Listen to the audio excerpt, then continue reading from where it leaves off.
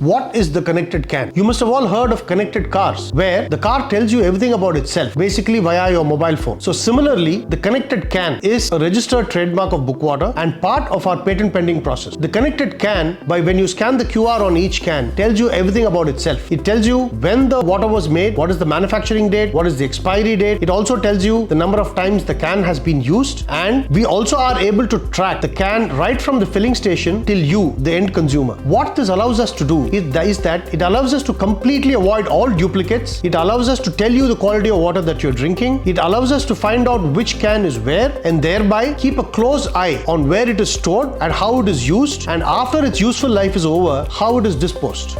So how does the connected QR work? The QR actually is a static data which is transmitted to our cloud, where we run a low-cost, robust and efficient microservices which consume this data and give it back to the user. Brookwater, because water matters.